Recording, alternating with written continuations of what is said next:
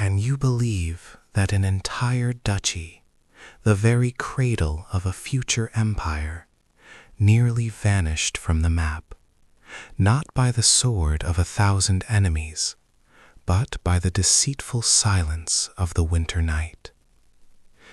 This is the forgotten history, the moment c. 1000 AD, in the savage coastal lands of Normandy, when sleep itself became a death sentence.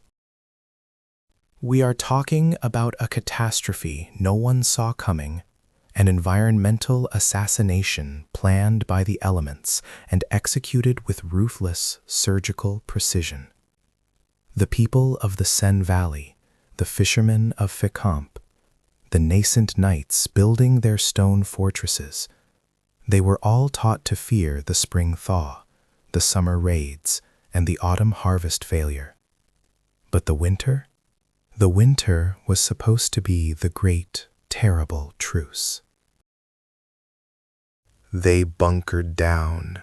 The smoke holes were tiny, letting out just enough of the precious, thick warmth generated by animal dung and damp wood. Families huddled together, sometimes 2 or 3 generations beneath one roof, their hearts beating slow, measured rhythms against the relentless, howling darkness outside. Every breath was a calculation. Every piece of dried meat was a prayer. But they made a fatal assumption that the world outside their timber walls was merely cold. They believed the ancient pact that if they slept deep enough, the winter would pass them by. Oh, how wrong they were. The very air they breathed, the very ground they built upon, was turning against them in a manner the Northmen themselves had never devised. Before the storm, there was a strange, suffocating stillness, the kind of silence that swallows sound, that makes the barking of a distant dog seem like a whisper in a massive, empty hall. It was this eerie quiet that should have been their first warning, but they dismissed it as the blessed peace of deep December. In the small, vulnerable settlement of Barfleur, near the coast, lived a cooper named Eudes. Eudes was a man of logic, his life measured by the perfect curve of the oak stave and the tautness of the iron band. He had carefully stacked his winter stores, dried herring, barrels of weak ale, and enough fodder for his meager livestock to last until March. Eudes slept soundly, dreaming of the spring fairs, oblivious that the temperature outside was dropping like a stone thrown into a fathomless well, plunging far below anything recorded in living memory. The cold wasn't just biting, it was structural. It was freezing the very moisture out of the earth and turning the Seine River, normally a turbulent highway of commerce and conflict, into a massive, immobile sheet of glacial iron. When the winds finally arrived, they were not the usual blustering gales of the Atlantic. These were shrieks from the Arctic wastes, carrying with them not rain, but a blizzard so thick, so relentlessly driven, that it felt less like precipitation and more like pulverized rock being fired horizontally. Within hours, while Eudes and his family were still deep in their exhausted slumber, the snowdrifts had reached the thatched roofline of many small cottages. The snow was dense, wet, and rapidly freezing, forming an impenetrable shell around every dwelling. This wasn't a cozy blanket of white. This was a geological event, trapping hundreds of thousands of souls. The horror was that they did not wake up to the sound of the storm. They woke up, if they woke at all, to the utter, profound darkness. The only sounds were the desperate, panicked cries of livestock penned just feet away, their breath condensing instantly into solid ice on the wooden slats. Imagine the terror of opening your eyes, expecting the sliver of light from the smoke hole, and finding nothing but solid, black earth pressing down on your face. The world outside had simply ceased to exist. They were entombed, not buried, but sealed within their own homes, the egress points, the doors and low windows, obliterated by walls of compressed frozen snow, taller than a man on horseback. In Rouen, the nascent capital, Duke Richard II, the powerful and often arrogant ruler of this brutal land, was also asleep. His castle walls were thick stone, his guards vigilant. But even the Duke's massive fortified structure was not immune to the siege of the ice. That night, the extreme, localized cold caused something impossible. The massive iron hinges on the main gate simply fractured, brittle as glass. The very defenses that protected the Duke from human enemies were disabled by the enemy he couldn't fight. Absolute zero. When the Duke's steward finally managed to chip his way through a secondary passage the next morning, what he saw was not just a snowstorm. It was an apocalyptic landscape of isolation. The roads, the lifelines of the entire duchy, the arteries through which food and political decrees flowed, were not merely blocked, they were gone. Villages just 10 miles apart might as well have been separated by an ocean. The coastal fishing fleets, essential for the winter diet, were crushed where they lay in port, the sea ice ripping the hulls like paper. The rivers, now solid ice fields, were impassable canyons of jagged danger, trapping anyone who dared to step upon them. This was the moment when the fragile power structure of Normandy was tested by a silent, invisible assassin. For the next 3 weeks, the duchy would not be governed by Duke Richard, but by the relentless, crushing reality of the deep freeze. And the consequences of this enforced isolation, the starvation, the desperate betrayals, and the political power vacuum would reshape the entire course of Western European history. This wasn't just a storm. This was the hammer blow that forged the future of the Normans, and it all began while they were tragically, dangerously asleep. We need to understand how the ordinary Norman peasant, who lived a life already balanced on the razor's edge of survival, responded when the world literally froze around him, cutting off every single chance of rescue or relief. The true horror was yet to unfold when the silence finally broke.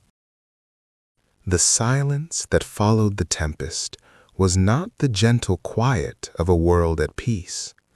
It was the suffocating, crushing stillness of 1,000,000 tons of frozen dread settling upon the fragile wooden roofs of Normandy. The wind, which had screamed like 1,000 vengeful spirits for 3 straight days, suddenly ceased its symphony of destruction, leaving behind a vacuum that swallowed every familiar sound. The lowing of the cattle, the crackle of a hearth fire, even the desperate, muffled cries for help. Inside the great hall of the newly built manor of Lord Edric, a man whose lineage was barely a decade old in this treacherous land, the darkness was absolute. They had banked the fires deep, trusting the heavy timbers and the thick walls to hold back the frost, entering that semi-conscious state of winter sleep, a tradition meant to stretch meager stores. But the timbers were now groaning under a weight no architect could have foreseen, the weight of the sky itself, solidified and dumped directly onto their lives. The air was thick, heavy, and already tasting faintly of smoke and the deep metallic smell of human fear. The very vents designed to let out the deadly carbon monoxide, cleverly concealed to prevent heat loss, were now utterly sealed by rock-hard drifts of crystallized snow and brutal ice sheets.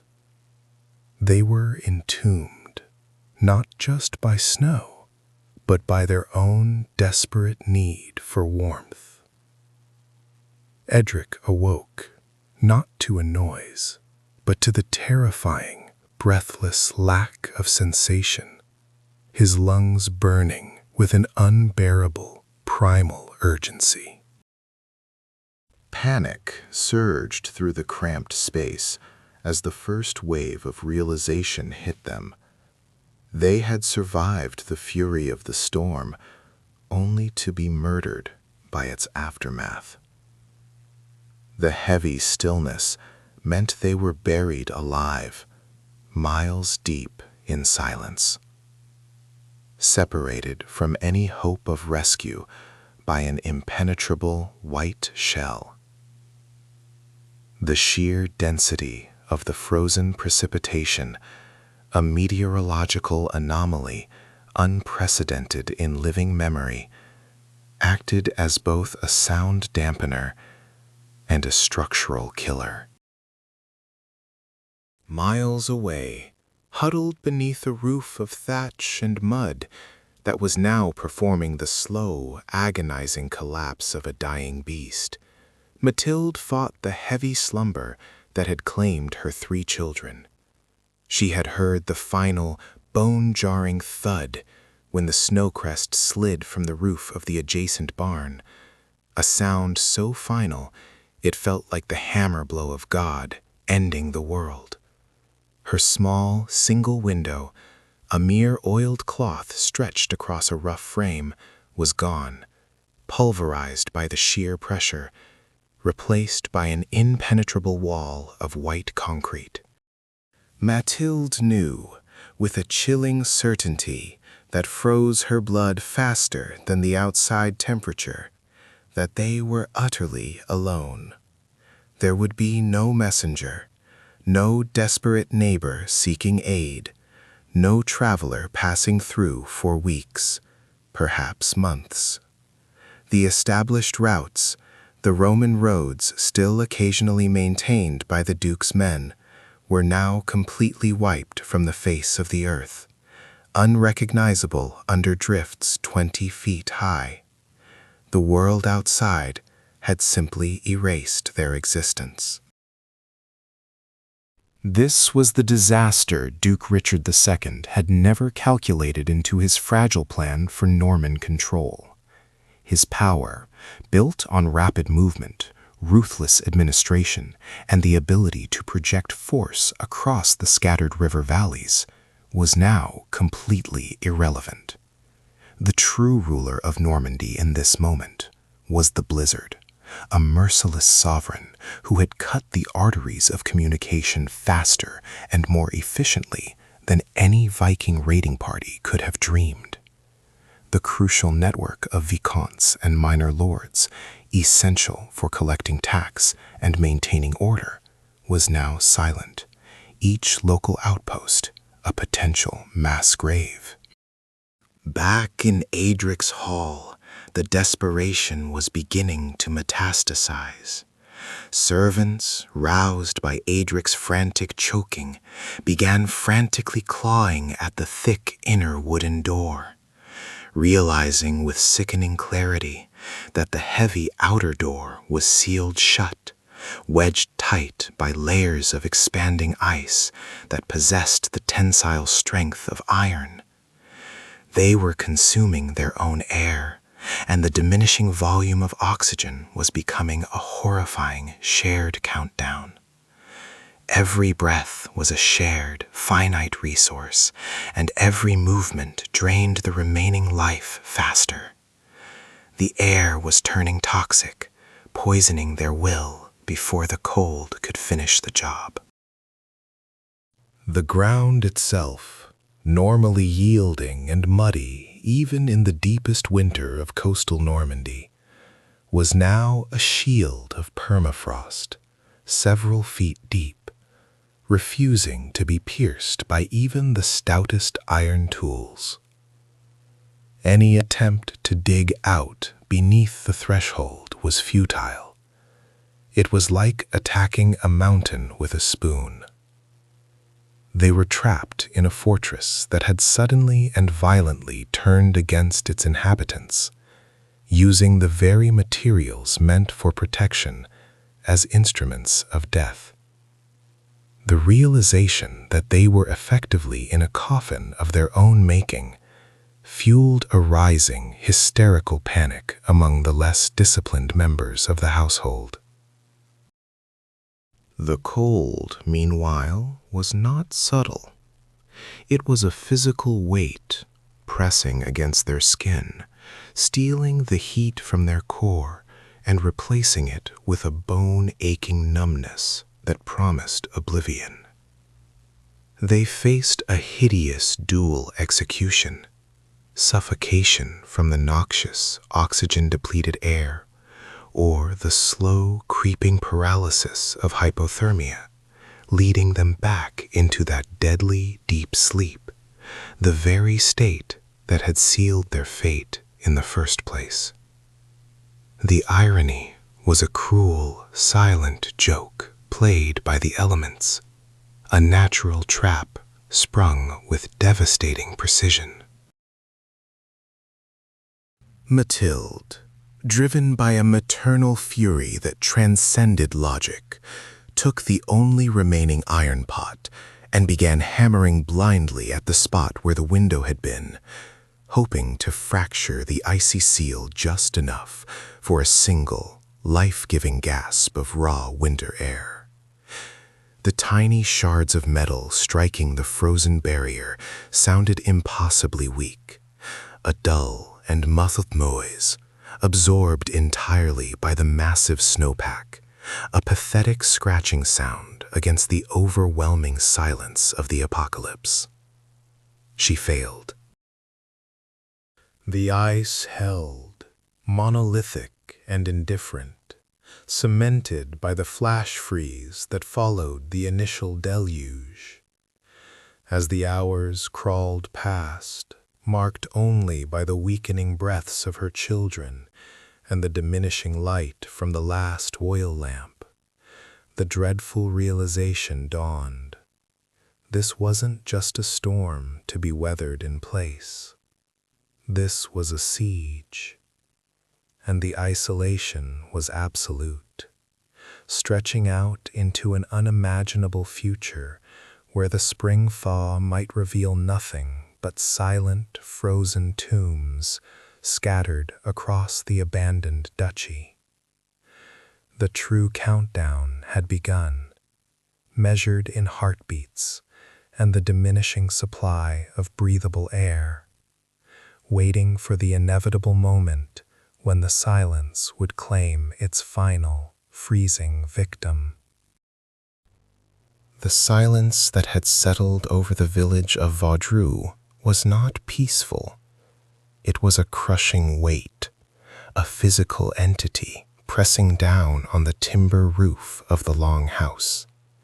Inside, the conserved breath of 20 souls was slowly, inexorably turning the air thick, heavy, and poisonous.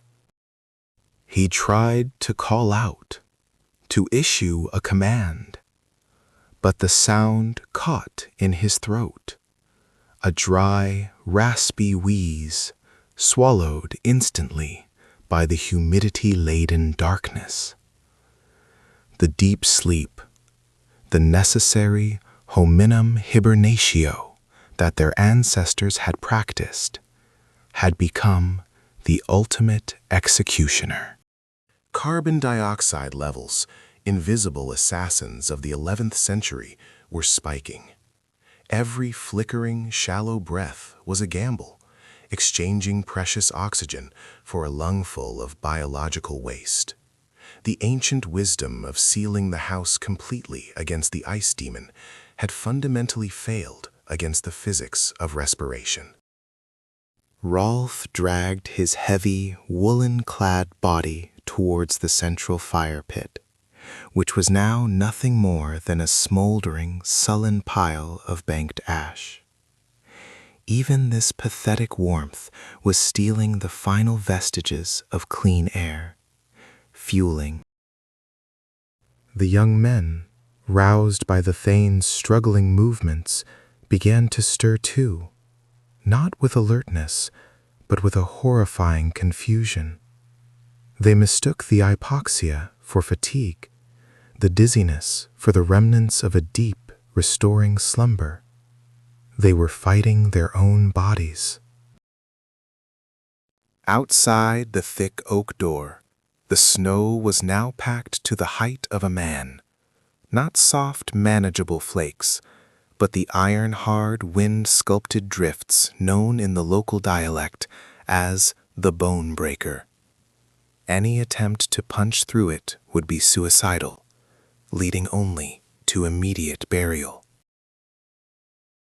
And the fuel, the meticulously organized stacks of dried beech and oak, meant to last until the spring thaw, were now utterly inaccessible, buried under tons of frozen earth and snow.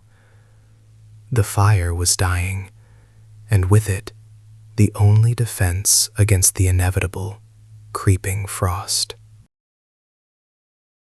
The great stores of smoked boar and hard cheese, enough to feed the clan through the starvation months, were equally locked away in the smaller, detached storehouse. Isolation was not just a threat, it was a total siege orchestrated by the sky itself. Miles away, in Rouen, Duke Richard II, the Lion, slept through the initial violence of the tempest, shielded by the thick stone walls of his castle.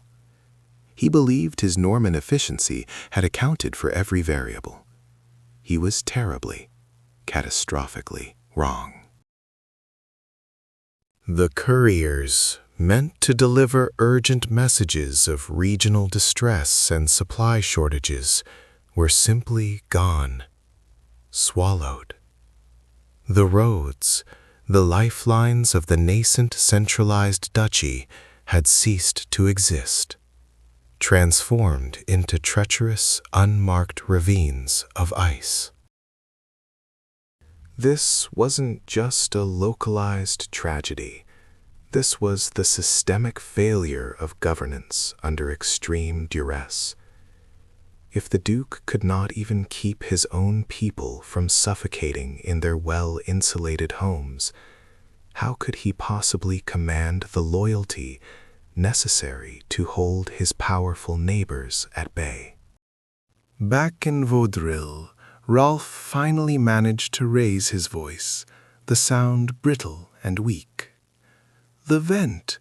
Open the small vent," he commanded, pointing a trembling finger toward the high, shuttered air slit near the roofline, usually sealed tighter than a tomb. A young man named Einar, his face slick with sweat despite the deepening cold, scrambled onto the storage shelf. He fumbled with the wooden pin, his hands shaking violently, fueled by adrenaline and the lack of oxygen that made every movement feel like lifting stones. When the pin finally gave way with a sickening crack, the expectations were immediately subverted. Instead of a rush of fresh, life-giving air, there was a terrible, grinding sound, followed by a shower of fine, crystalline powder. The snow had banked so high, so completely, that it covered the ventilation hole entirely. They were not just trapped, they were hermetically sealed inside a coffin of their own making. The grinding sound was the terrible friction of the wind driving fine ice particles into the tiny crack.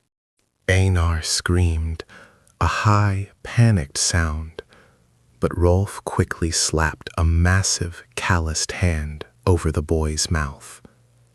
Sound was dangerous now. Screaming wasted the precious, diluted air.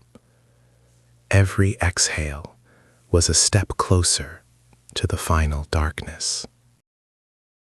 The real terror was the relentless, deep-frequency rumble of the world outside, a noise that seemed to vibrate up through the earth itself. It was the sound of the entire forest groaning under the unprecedented load of ice, the sound of trees snapping like brittle bone. This noise, muffled and terrifying, was the storm's way of mocking their attempt at safety. It was telling them that even if they survived the suffocation, the structural integrity of their wooden prison was rapidly failing under the tectonic pressure of the bone-breaker snowpack. Rolf looked at his clan. Their eyes were wide, glazed with feverish confusion. He knew what had to be done. Conservation was over. Survival required expenditure. A massive, immediate, and potentially fatal burst of effort. The back wall, Rolf rasped, pointing toward the weakest section, a spot near the rear where the timber met the earth. We dig. We do not stop. We dig until our hands bleed, or we die here, waiting for the ceiling to fall and bury us in our own filth. The choice was simple: be crushed by the silent earth, or challenge the storm directly in a frantic, air-starved attempt to burrow out.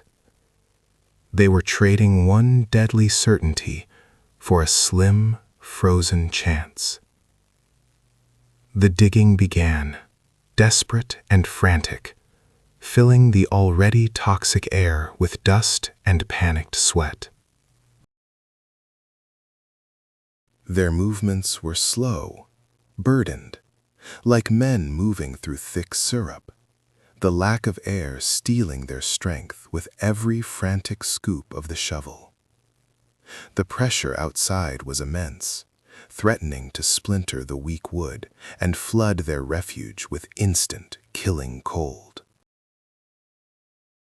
The clock was ticking in the accelerating rhythm of their exhausted hearts, each beat a drum roll for the impending, unavoidable collapse of their world, a frozen, subterranean apocalypse orchestrated by the fury of a sleeping god.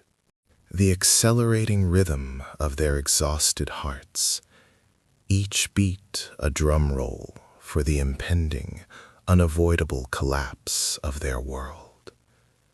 A frozen, subterranean apocalypse orchestrated by the fury of a sleeping god. The weight above them was not mere snow.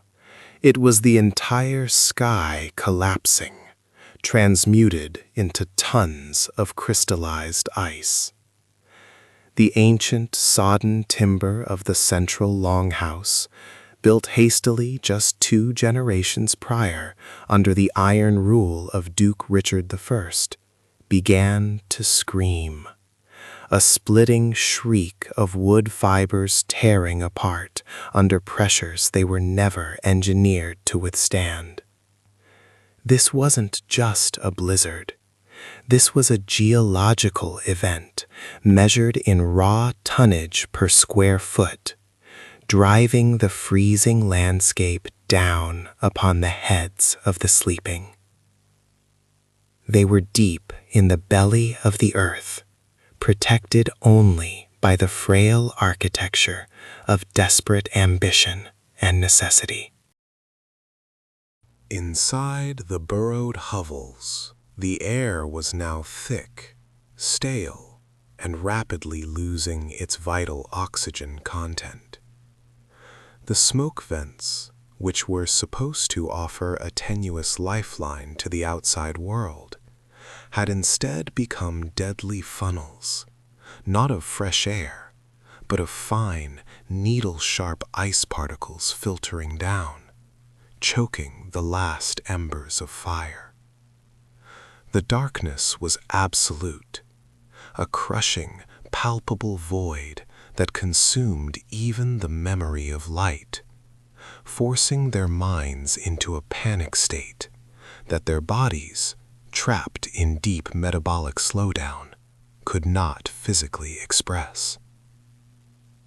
One man, a tough, sinewy farmer named Thorfinn, known for his stubborn resolve even during the deepest Viking raids, woke violently, thrashing against the heavy furs.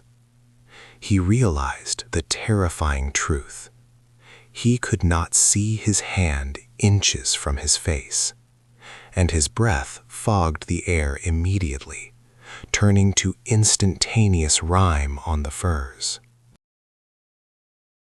He tried to shout, a sound that should have been a clarion call of primal terror, but the dense, packed snow outside, acting as a massive, horrifying sound dampener, swallowed his voice immediately.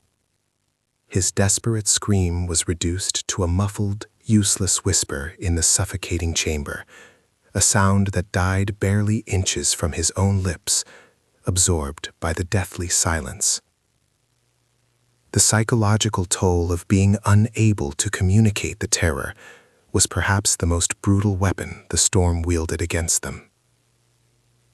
The first phase of the deep sleep, the hyemalis somnus they called it, the calculated ancestral withdrawal from the world, had protected them from the initial lethal shock of the cold. Their bodies had slowed metabolism to near-death levels, conserving precious internal heat with astonishing efficiency. But now the cold was finding its way in, not through the walls, but through the very air they breathed. It was an insidious internal cold that bypassed the thick woolen tunics and burrowed relentlessly into the bone marrow, chilling the blood itself. The meager warmth they generated was being leached away faster than their sluggish, sleeping bodies could replace it. The paradox was lethal. They were protected from the surface cold, yet they were being rapidly entombed and killed by the storm's physical presence. This localized meteorological catastrophe, later known in the scant regional chronicles as the Great Burying, dwarfed the known winters of the era exceeding the severity of the legendary Year of Frozen Rivers by several brutal magnitudes. Ilara, the young mother we met struggling through the initial stages, clutched her infant son, still deep in his protective, unnerving slumber. She heard it distinctly this time, the sickening sound of stone grinding against wood, the foundation of their tiny, shared shelter shifting infinitesimally, protesting the impossible load above it. Their hovel was nestled beneath a larger, partially fortified earthwork mound, a strategic decision meant to ensure stability and warmth. Now, that very stability was their greatest, most acute threat. If the snowpack destabilized the mound, they wouldn't just be snowed in, they would be instantly crushed by tons of frozen earth and rock sliding down onto the delicate roof beam, converting their shelter into a coffin in a matter of seconds. She reached out blindly, her fingers scraping against the icy rime forming rapidly on the interior thatched roof. The moisture from their trapped breath, sealed in by the complete snow seal, was freezing back onto the ceiling, creating a shell of glistening, deadly ice overhead, slowly shrinking the volume of their already tiny air reservoir. The ceiling itself was becoming a glistening executioner. The calculation of supplies, meticulously planned and rationed by the village elders during the brief deceptive lull of early autumn, had factored in only 3 moons of complete isolation. They were now nearing the midpoint of the second moon, but the sheer, horrifying severity of the storm had invalidated every single projection. Their dried meats, the hard preserved cheeses, and the casks of watered ale were terrifyingly finite. More immediate and terrifying than the depletion of food was the realization that their vital wood supply, the fuel for the meager, precious fire pit, was now completely inaccessible, buried meters deep outside their sealed, frozen door. The temperature in the central community chamber had dropped another 5 degrees since the last week hopeful measurement. This wasn't a gradual decline. It was a precipitous, fatal fall toward the thermal death zone, the point where the body simply gives up the struggle and succumbs to terminal hypothermia, often granting the victim a paradoxical, dangerous sensation of warmth right before death. Miles away, in the nascent, sprawling fortress that served as the administrative core of the duchy, Duke Richard II was facing his own, equally profound internal catastrophe, though his walls were thicker and his wine cellar certainly deeper. The political isolation was proving even more dangerous than the physical one. Messengers, crucial for maintaining the delicate balance of power among the fractious Norman barons, had been dispatched days ago, only to vanish without trace into the swirling white maw of the storm. The ancient Roman roads, the vital arteries for taxation and military movement, were now non-existent, erased entirely by drifts reaching the height of 2 standing men. The Duke was utterly cut off, unaware of the scale of the localized disaster gripping his outlying settlements, unable to command or even receive intelligence. He was ruling over a ghost territory, a map of white, deafening silence, where loyalty and fealty were being tested not by Viking axes or Frankish armies, but by the slow, suffocating hand of winter. The very fragile structure of the early Norman state, held together by communication and force, was dissolving silently under the deep, crushing frost. Back in the hovel, Thorfinn, having abandoned his desperate attempts to shout, began to tap rhythmically on the earthen floor, a desperate, silent communication. 1 tap, 2 taps, 3 taps, a measure of his existence against the vast, crushing silence of the world outside, a signal of life that might never be answered. He knew with the cold, dreadful certainty of a man facing the unavoidable end that they were no longer waiting for the storm to end. They were now simply waiting for their fragile, buried prison to surrender to the immense, relentless pressure above, waiting for the final, terrifying structural crack that would signal the end of the air, the end of the light, and the final, brutal end of Normandy's struggle against the sleeping giant of winter. The terrifying irony persisted. They had slept to live, and now they were buried to die. Their only monument, the massive, silent drift of snow above their heads, sealing their communal fate under a white, impenetrable shroud. Raoul's lungs burned, a desperate, searing ache that ripped him from the protective numbness of the deep winter sleep. It wasn't the gentle nudging of a servant or the welcome smell of pine smoke that woke him. It was the sheer, suffocating density of the air itself, thick and stale like graveyard dust, a desperate metallic taste coating the back of his throat. His eyelids fluttered open, but there was no light, only a perpetual, crushing darkness that pressed in on his eyeballs, a blackness far deeper than the deep night they had prepared for. The intentional silence of their communal slumber had been replaced by an accidental, far more terrifying silence, the deadly quiet of being entombed, a silence broken only by the frantic, silent hammering of his own heart against his ribs. He strained his ears, hoping for the familiar creak of the central hearth, the subtle whistle of the carefully constructed air shafts designed to draw fresh, crisp air from the exterior.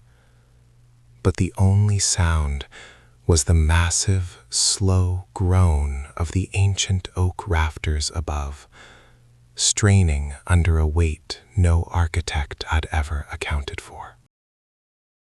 He knew instantly, with a cold certainty that cut sharper than the chill of the earthen floor. The ventilation conduits were utterly choked, sealed not just by snow, but by layers of freezing rain and impenetrable ice. The life-saving, earth-covered dome they had built to shelter them through the famine months had become a meticulously crafted, airtight grave, designed by human hands and sealed by nature's brutal indifference.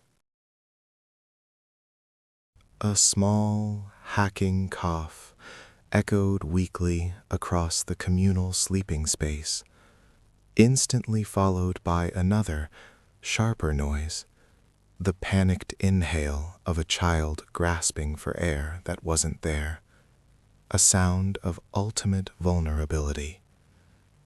Every movement, every terrified gasp was a direct, immediate tax on their rapidly diminishing supply of oxygen, pushing the entire collective closer to the inevitable, dizzying oblivion that lurked in the corners of their vision.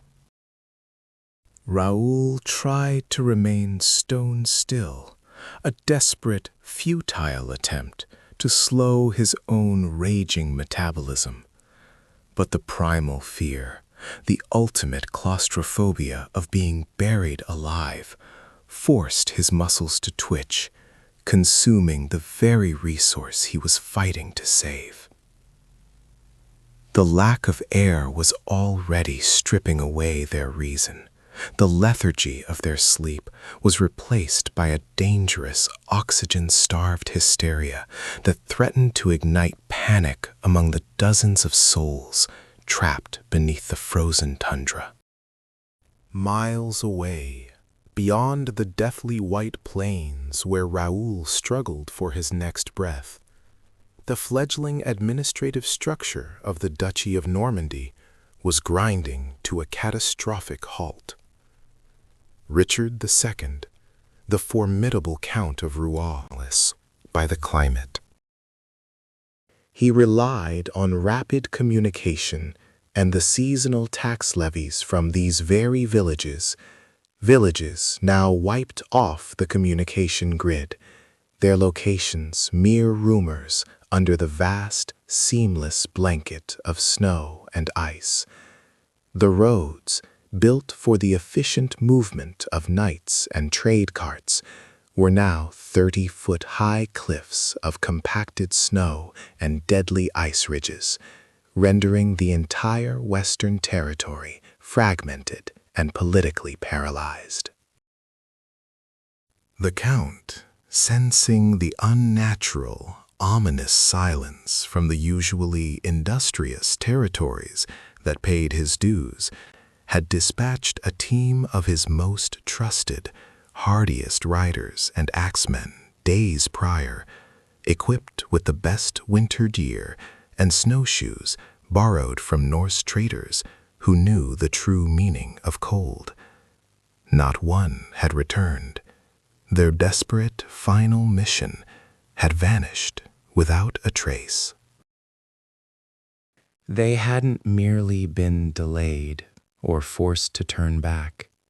They had been utterly swallowed by the immense, shifting landscape of the colossal blizzard, victims of what the superstitious few were already whispering was a divine rejection of the entire Norman lineage, a curse on the land itself.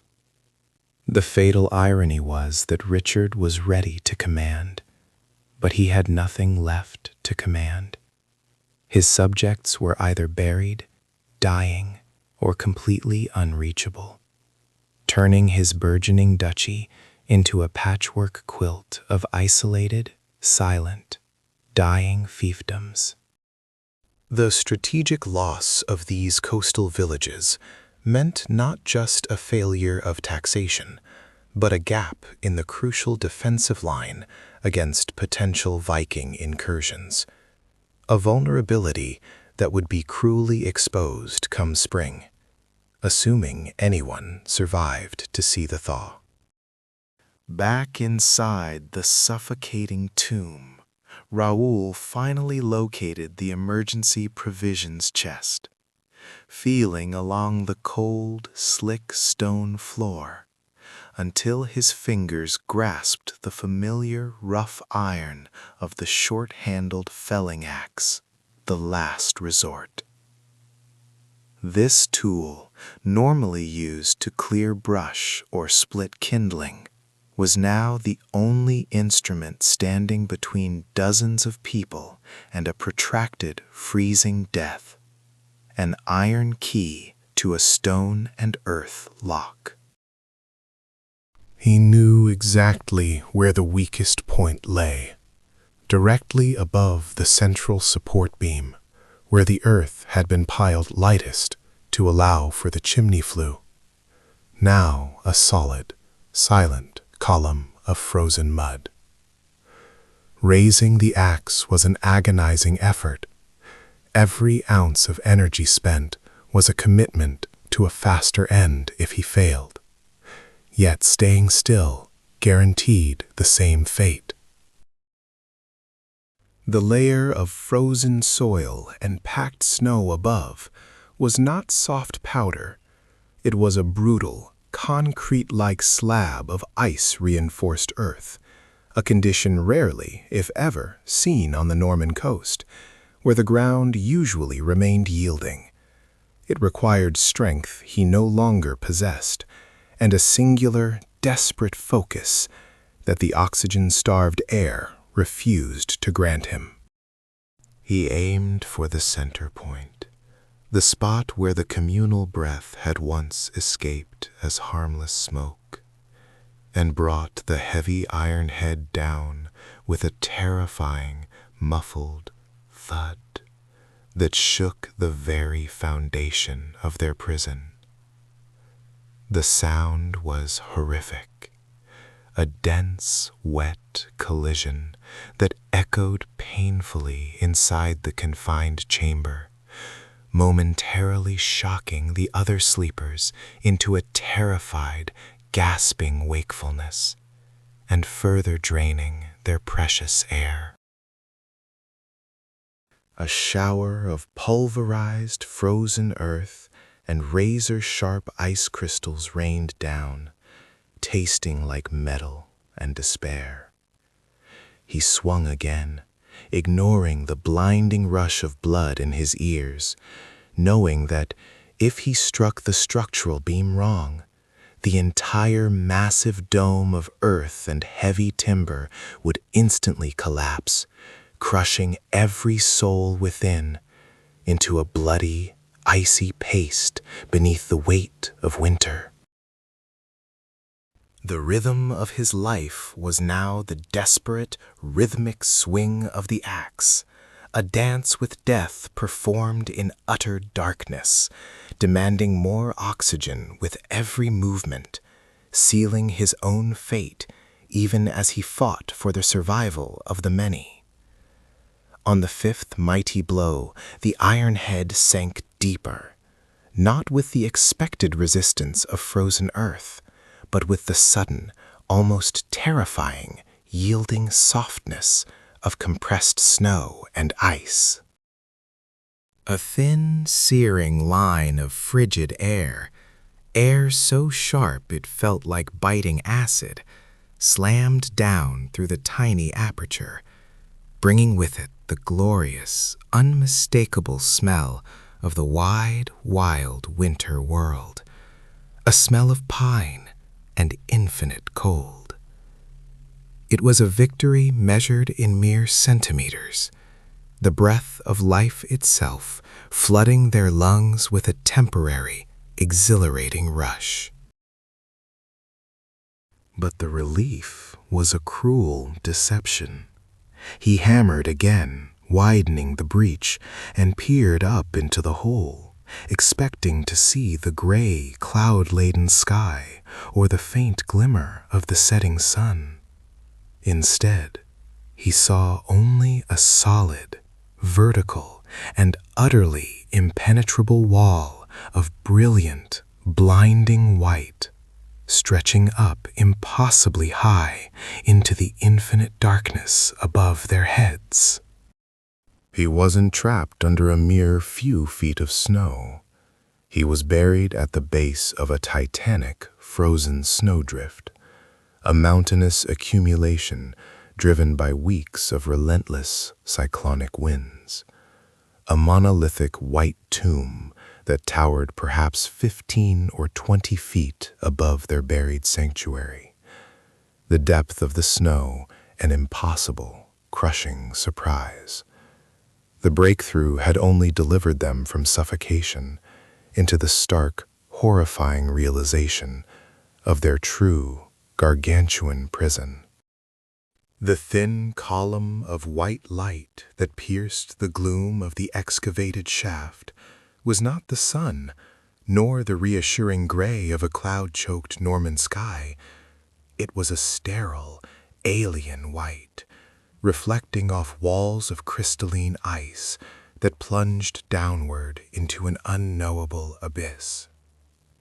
Arambert felt the breath catch in his throat, not from the exertion of digging, but from the horrifying realization that the surface, the life-giving ground they sought, was not 3 feet above them, nor 5, but a dizzying, terrifying distance that mocked their survival instincts. They had excavated a shaft through death itself, and now stood at the bottom of a frozen well, a chimney built into the grave of winter. The wind that whistled down this makeshift tunnel was a razor blade, dry and searing, instantly frosting the edges of the salvaged timbers that framed the ceiling of their earthen sanctuary. It carried no scent of pine smoke, no distant sound of a barking dog or the clang of a smithy. Only the absolute, deafening silence of a world entirely encased, entirely obliterated. A vacuum where sound should be. This silence was the true killer, heavier and colder than the snow itself, because it confirmed the unthinkable. The entire region was paralyzed, immobilized under a weight so profound that no signal, no cry for help, no sound of distant life could possibly penetrate it. They were islands in an ocean of frozen terror, adrift and sinking. The immediate threat was no longer suffocation, but the rapid decay of their carefully balanced ecosystem. The initial euphoria of reaching open air evaporated under the pressure of the dwindling resources remaining in the longhouse. They had meticulously counted the dried logs, the small stacks of preserved peat, trusting that the mild hibernation would extend the lifespan of their carefully rationed fuel.